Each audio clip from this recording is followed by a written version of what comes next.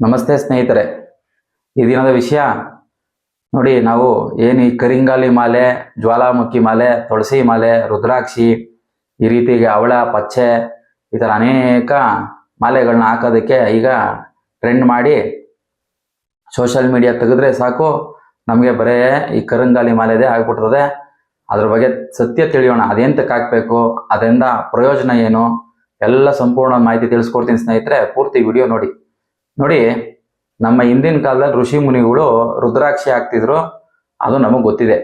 ಆಮೇಲೆ ತುಳಸಿ ಮಾಲೆ ಹಾಕ್ತಿದ್ರು, ಜಪ ಮಾಡೋದಕ್ಕೆ 108 ಎಣ್ಸೋದಕ್ಕೆ ಕೈಲಿ ಇಟ್ಕೊಂಡು ಜಪ ಮಾಡ್ತಿದ್ರು ಅಷ್ಟೇನೆ. ಈಗ ನೋಡಿ, ಕಾಲಕ್ಕೆ ತಕ್ಕನಾಗೆ ಒಂದು ಟ್ರೆಂಡ್ ಬರ್ತಾನೇ ಇರ್ತದೆ. ಒಂದು 5 ವರ್ಷಕ್ಕೋ 3 ವರ್ಷಕ್ಕೋ ಒಂದೊಂದು ಸತಿ ನೋಡಿ, ತುಳಸಿ ಮಾಲೆ, ಮತ್ತೆ 1 ಮುಖದ ರುದ್ರಾಕ್ಷಿ ಧರಿಸ್ರಿ, 5 ಮುಖದ ರುದ್ರಾಕ್ಷಿ ಧರಿಸ್ರಿ, 3 ಮುಖದ ರುದ್ರಾಕ್ಷಿ ಧರಿಸ್ರಿ. ಈ ರೀತಿ ಕಾಲಕ್ಕೆ ತಕ್ಕನ ಜನಗಳ ಭಯನ ಏನ್ ಮಾಡ್ತಾರೆ, ಬಂಡವಾಳ ಮಾಡ್ಕೊಂತಾರೆ.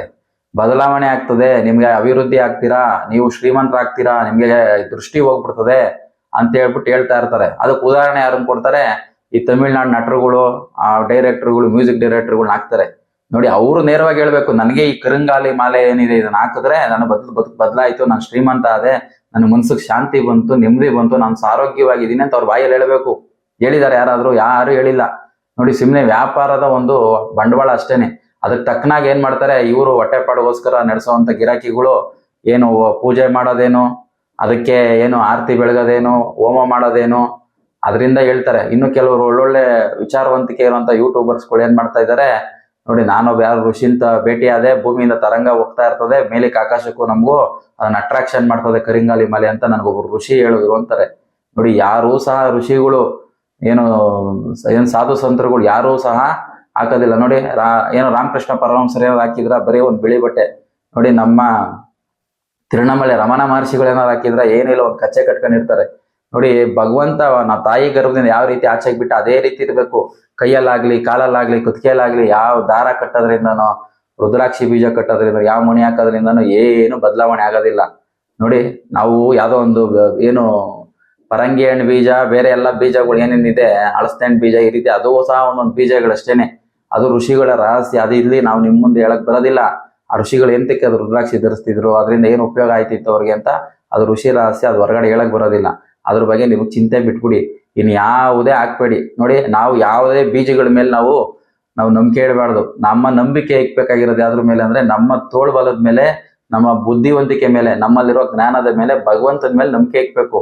ಯಾವುದೋ ಈ ಏನು ಜ್ವಾಲಾಮುಖಿ ಯಾರನೋ, ಈ ಕರಿಂಗಾಲಿ ಮಾಲೆನೋ ಅಂತ ಅಂದ್ಬಿಟ್ಟು ಹಾಕೊಂಡು ಕೂತ್ಕೊಂಡ್ರೆ ನೀವು ಬರಬಾರ್ದು, ದರಿದ್ರ ಬರ್ತದೆ ನೋಡಿ. ಅದನ್ನ ಧರಿಸ್ತೀರಾ, ಚಿಂತನೆ ಬರ್ತದೆ. ಅದಾಗ್ಲಿಲ್ಲ ಅಂದ್ರೆ ಮನೋರೋಗಕ್ಕೆ ಒಳಗಾಗ್ತೀರಾ ನೋಡಿ. ಇದನ್ನೆಲ್ಲ ಹಾಕೊಂಡೆ ನನಗೆ ಒಳ್ಳೇದಾಗ್ತಿಲ್ಲ ಅಂತ ಭಗವಂತನು ಬೈಕಂತೀರಾ.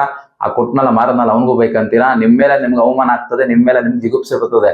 ನಾನು ನಾನು ಕೈಲಾಗ್ದವನು, ನನ್ನ ಜೀವನದಲ್ಲಿ ಬದಲಾವಣೆ ಆಗ್ತಿಲ್ಲ ಅಂತ ಮನೋರೋಗಕ್ಕೆ ತುತ್ತಾಗ್ತೀರಾ. ಎಲ್ಲ ಮೈ ಮೇಲೆ ಏನಿದೆ ಒಂದು ದಾರನೂ ಸಹ ಹಾಕ್ಬೇಡಿ, ಎಲ್ಲ ಬಿಚ್ಚೆಸಿರಿ. ಭಗವಂತನ ಸ್ಮರಣೆ ಮಾಡಿ ದಿನ ಹೋಗಿ 8 ಅವರ್ 10 ಅವರ್ 12 ಅವರ್, ಬಿಸ್ನೆಸ್ ಇದ್ರೆ ಬಿಸ್ನೆಸ್ ಹೋಗಿ ಭಗವಂತನ ಬರಾಕಿ ನಂಬಿಕೆಯಿಂದ ಪ್ರಾಮಾಣಿಕವಾಗಿ ಕೆಲಸ ಮಾಡಿ ದುಡೀರಿ. ಖಂಡಿತ ಅಭಿವೃದ್ಧಿ ಆಗೇ ಆಗ್ತೀರಾ ನೋಡಿ. ನಿಮ್ಮ ಬುದ್ಧಿಶಕ್ತಿ ಮೇಲೆ, ನಿಮ್ಮ ಆಹಾರದ ಪದ್ಧತಿ ಏನಿದೆ, ನಿಮ್ಮ ದುಶ್ಚಟಗಳೇನಿದೆ, ಅದ್ರ ಮೇಲೆ ನಿಮ್ಮ ಪರಿಸ್ಥಿತಿ ಇರ್ತದೆ, ಆರೋಗ್ಯ ಇರ್ತದೆ, ಮನಸ್ಥಿತಿ ಇರ್ತದೆ, ನಿಮಗೆ ಅಭಿವೃದ್ಧಿ ಐಶ್ವರ್ಯ ಎಲ್ಲ ಇರ್ತದೆ.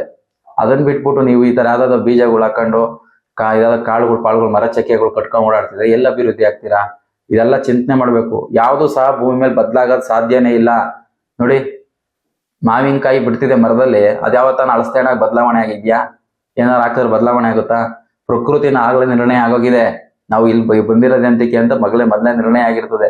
ಅದ್ ಬದಲಾವಣೆ ಆಗ್ಬೇಕಾದ್ರೆ ನಿಮ್ಮಲ್ಲಿರೋ ದಾನ ಧರ್ಮದಿಂದ, ಒಳ್ಳೆ ವಿಚಾರವಂತಿಕೆಯಿಂದ, ಸಾಧು ಸಂತರ ಸಹವಾಸದಿಂದ, ವಚನಗಳನ್ನ ತಿಳಿಯೋದ್ರಿಂದ, ಒಳ್ಳೊಳ್ಳೆ ಸಾಹಿತಿಗಳನ್ನ ಓದೋದ್ರಿಂದ ನಿಮ್ಮ ಬುದ್ಧಿಶಕ್ತಿ ಬೆಳೀತದೆ. ಅದನ್ನ ಬಿಟ್ಬಿಟ್ಟು ನೀವು ಯಾವ್ದೋ ಮೂಢನಂಬಿಕೆಯಲ್ಲಿ ಹೋಗ್ಬಿಟ್ಟು ಈ ಕರಿಂಗಾಲಿ ಮಾಲೆ ಅದು ಇದು ಅಂತ ಹಾಕಂತಿರಲ್ವಾ ನೋಡಿ. ಈ ಯೂಟ್ಯೂಬರ್ಸ್ಗಳು ಅಥವಾ ಏನು ರೀಲ್ಸ್ ಮಾಡೋ ಹುಡುಗರುಗಳು ಇದ್ದಾರೆ, ಅವ್ರ ಹಿಂದೆ ಟಿಕ್ ಟಾಕ್ ಕಾಲದಿಂದನೂ ಟಿಕ್ ಟಾಕ್ ಮಾಡ್ಕೊಂಡು ಅವ್ರಿಗೆಲ್ಲ ಫಾಲೋವರ್ಸ್ ಜಾಸ್ತಿ ಇದ್ದಾರೆ. ಅವ್ರು ಒಂದ್ ಸ್ವಲ್ಪ ಹಣ ಕೊಡ್ತಾರೆ ಇದನ್ನ ಪ್ರಮೋಟ್ ಮಾಡಿ ಹೇಳಿ ಅಂತ. ನೀವು ಅವ್ರಿಗೆಲ್ಲ ಫಾಲೋವರ್ ಆಗಿರ್ತೀರಾ, ಅವ್ರ ಮೇಲೆ ನಂಬಿಕೆ ಇಟ್ಟಿರ್ತೀರಾ.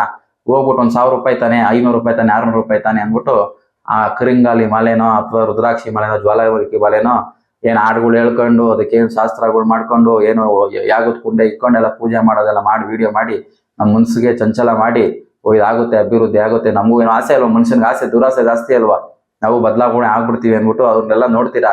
ಪಾಪ ಅವ್ರ ಹೊಟ್ಟೆ ಪಾಡಗೋಸ್ಕರ ಅದನ್ನ ಹಾಕ್ತಾರೆ. ಅವ್ರ ಮೇಲೆ ನಂಬಿಕೆ ಇಟ್ಟು ನೀವು ತಗೊಂಡು ಹಾಕಂತೀರಾ. ನಾಳೆ ಅವ್ರಿಗೂ ಸಹ ಬೈತೀರಾ. ನೋಡಿ, ಎಲ್ಲಿವರೆಗೂ ನೀವು ಮೋಸ ಹೋಗ್ತಾ ಇರ್ತೀರ ಅಲ್ಲಿ ಗಂಟ ಮೋಸ ಮಾಡೋರು ಇದ್ದೇ ಇರ್ತಾರೆ.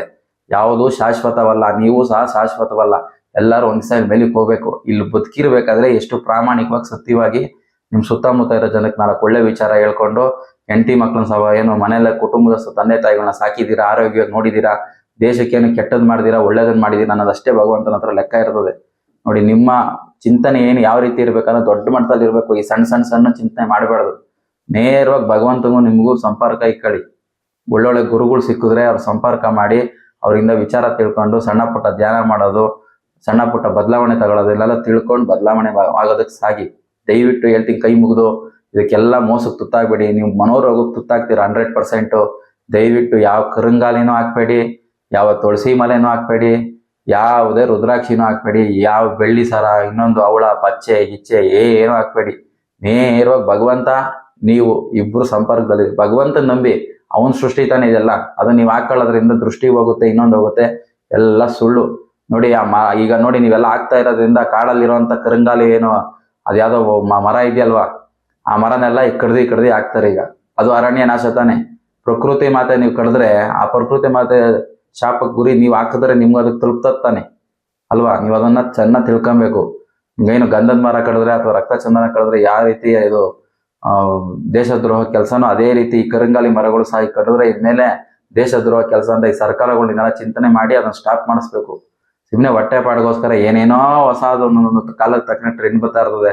ಮೊದಲೆಲ್ಲ ಪಿರಮಿಡ್ ಇಕ್ಕಳ್ರಿ, ಮನೆಯಲ್ಲಿ ಆ ಚಕ್ರ ಇಕ್ಕಳ್ರಿ, ಈ ಚಕ್ರ ಇಕ್ಕಳ್ರಿ ಅಂದ್ರೆ ಯಾವ ಚಕ್ರ ಇಕ್ಕರು ಏನು ಬದಲಾವಣೆ ಆಗೋದೇ ಇಲ್ಲ. ನಿಜವಾಗ್ಲೂ ಬದಲಾವಣೆ ಆಗೋದಿಲ್ಲ. ಇವಾಗ ನೀವು ಒಂದ್ 3 ತಿಂಗಳು ಹಾಕೊಂಡಿದ್ದೀರಾ ನೋಡಿ, ಹಾಕೊಂಡು ಸುಮ್ಮನೆ ಮನೇಲಿರಿ, ನೋಡೋಣ ನಿಮಗೆ ಅಭಿವೃದ್ಧಿ ಆಯ್ತೀರ ಅಂತ. ಕೆಲಸ ಮಾಡಿದ್ರೆ ತಾನೇ ಅಭಿವೃದ್ಧಿ ಆಗೋದು. ದೃಷ್ಟಿಗಿಷ್ಟಿ ಯಾವ್ದು ಆಗಲ್ಲ, ಯಾವ ದೃಷ್ಟಿನೂ ಆಗಲ್ಲ ನಿಮ್ಗೆ. ಏನ್ ತಕ್ಕಂಥ ದೃಷ್ಟಿ? ನೀವು ಇನ್ನೊಬ್ರಿಗೆ ಅನ್ಯಾಯ ಮಾಡಿದ್ರೆ, ಬಡ್ಡಿ ದುಡ್ಡು ತಿಂದಿದ್ರೆ, ಮೋಸ ಮಾಡಿದ್ರೆ ನಿಮ್ಗೆ ದೃಷ್ಟಿ ಆಗ್ಬೇಕು, ಭಯ ಬೀಳ್ಬೇಕು. ನಾನು ಕೆಲವ್ರು ಅನ್ಯಾಯ ಮಾಡಿದೀನಿ, ನನಗೆ ಅದು ಅನ್ಯಾಯ ತಲುಪ್ತದೆ ಅಂತ. ನೀವು ಸದಾ 24 ಗಂಟೆ ಒಳ್ಳೆಯವರಾಗಿದ್ದು ಎಲ್ಲರಿಗೂ ಒಳ್ಳೇದ್ ಮಾತಾಡಿ, ಒಳ್ಳೇದ್ ಬಯಸಿ, ಎಲ್ಲರಿಗೂ ದಾನ ಧರ್ಮ ಮಾಡ್ಕೊಂಡು ಕುಟುಂಬದಲ್ಲಿರೋರ್ನ ಚೆನ್ನಾಗಿ ಪ್ರೀತಿಯಿಂದ ಸಾಕ್ತಾ ಇದ್ರೆ ನಿಮ್ಗೆ ಏನ್ ಭಯ ಆಗ್ತದೆ ಅಲ್ವಾ. ಪುಕ್ಕುಳ್ರು ಏಡಿಗಳು ಅವ್ರು ಇದನ್ನೆಲ್ಲ ಹಾಕೊಳ್ಳೋದು. ನೀವು ಸಹ ಪುಕ್ಕುಳ್ರು, ನಾವು ಏಡಿಗಳು, ನಮ್ ಕೈಯಲ್ಲಿ ಆಗ್ದಿರೋರು, ನಾವ್ ಯಾವ್ದೋ ಈ ಬೀಜಗಳು ನಂಬ್ಕೊಂಡು ನಾವು ಬದುಕೋರು ಅಂತಂದ್ರೆ ನಿಮ್ಗೆ ಅನ್ಸಿದ್ರೆ ನೀವು ಅದನ್ನ ಹಾಕೊಂಡು ಬಳಸ್ಕೊಂಡು ಬದುಕಳ್ರಿ. ದಯವಿಟ್ಟು ಮೂಢನಂಬಿಕೆ ಇದು 100% ನಾನು ಬರ್ಕೊಡ್ತೀನಿ. ನೋಡಿ, ನನ್ನ 15-20 ವರ್ಷದ ಏನು ಒಳ್ಳೊಳ್ಳೆ ಸಾಧು ಸಂತರು ಋಷಿ ಮುನಿಗಳನ್ನೇ ಭೇಟಿಯಾಗಿ ಅವರಿಂದೆಲ್ಲ ವಿಚಾರಗಳು ತಿಳ್ಕೊಳ್ಳೋದು ಹೇಳ್ತಾ ಇರೋದು. ನನ್ನ ಅಧ್ಯಯನ ಮತ್ತೆ ಒಳ್ಳೊಳ್ಳೆ ಸಾಧು ಸಂತರ ಸಾಹಸದಿಂದ ನಾನು ಇದನ್ನ ಹೇಳ್ತಾ ಇರೋದು. ಯಾರೂ ಸಹ ಹಾಕೋದಿಲ್ಲ. ಅವ್ರು ಹಾಕೋದೇ ಬೇರೆ ವಿಚಾರಕ್ಕೆ, ಅದು ಋಷಿ ರಹಸ್ಯ, ನಿಮ್ಗೆ ಹೊರಗಡೆ ಹೇಳಂಗಿಲ್ಲ. ನೋಡಿ, ಅದನ್ನೆಲ್ಲ ನಿಮ್ಗೆಲ್ಲ ಅದೆಲ್ಲ ಬೇಕಾಗಿಲ್ಲ. ಸಾಮಾನ್ಯರಿಗೆ ದಯವಿಟ್ಟು ಕೈ ಮುಗಿದು ಕೇಳ್ಕೊಂತೀನಿ, ಯಾರೂ ಸಹ ಈ ಮೋಸಕ್ಕೆ ಜಾಲಕ್ಕೆ ತುತ್ತಾಗ್ಬೇಡಿ. ಯಾವ್ದೂ ಸಹ ಇಲ್ಲಿ ಬದಲಾವಣೆ ಆಗೋದಿಲ್ಲ. ನಿಮ್ಮ ಬದುಕು ಆಗ್ಲೇ ಭಗವಂತನ ನಿರ್ಣಯ ಆಗಿದೆ. ಅದು ಬದಲಾವಣೆ ಆಗ್ಬೇಕು ಅಂದ್ರೆ ನಿಮ್ಮಲ್ಲಿ ವಿಚಾರವಂತಿಕೆ, ದಾನ ಧರ್ಮ, ಎಲ್ಲರನ್ನೂ ಪ್ರೀತಿಸೋ ಗುಣ ಬರಬೇಕು, ಭಗವಂತನ ಸ್ಮರಣೆ ಬರಬೇಕು. ಭಗವಂತನ ಧ್ಯಾನ ಬಂದ್ರೆ ಮಾತ್ರ ನಿಮ್ಮ ಬದುಕು ಬದಲಾಗುತ್ತೆ. ನಿಮ್ಮಲ್ಲಿರೋ ಜ್ಞಾನ ಬೆಳೆದ್ರೆ ನೀವು ಸಹ ಅಭಿವೃದ್ಧಿ ಆಗ್ತೀರಾ, ದುಡ್ಡು ಬರ್ತದೆ, ಆರೋಗ್ಯ ಬರ್ತದೆ, ಎಲ್ಲ ಬರ್ತದೆ. ಎಲ್ಲ ನಿಮ್ ಕೈಯಲ್ಲಿದೆ. ಇನ್ನೊಂದು ಯಾವ್ದೋ ಬೀಜಗಳ ಕೈಯಲ್ಲ, ಯಾವ ಏನು ಜ್ಯೋತಿಷ್ಯರ ಕೈಯಲ್ಲೋ ಪುರೋಹಿತರ ಕೈಯಲ್ಲೋ ಅಲ್ಲ. ದಯವಿಟ್ಟು ಅವ್ರು ಯಾರು ನಂಬೇಡಿ, ಯಾರು ಮತ್ತೆ ಕೇಳಬೇಡಿ. ಅದೆಲ್ಲ ಆಸೆ ಹುಟ್ಟೋ ತರ ಅದು ಮಾಡ್ತಾರೆ, ವಿಡಿಯೋಗಳು ರೆಕಾರ್ಡ್ ಮಾಡಿ ಹಾಕ್ತಾರೆ. ನೀವು ಅದಕ್ಕೆ ಆಸೆಗೆ ಹೋಗಿ ತುತ್ತಾಗ್ಬಿಟ್ಟು ಬಲಿಯಾಗಬೇಡಿ. ನೀವು ದಯವಿಟ್ಟು ನೀವು ಇನ್ನ ಮನೋರೋಗಕ್ಕೆ ಒಳಗಾಗ್ತೀರಾ ಅಷ್ಟು ಹೇಳಕ್ ಇಷ್ಟಪಡ್ತೀನಿ.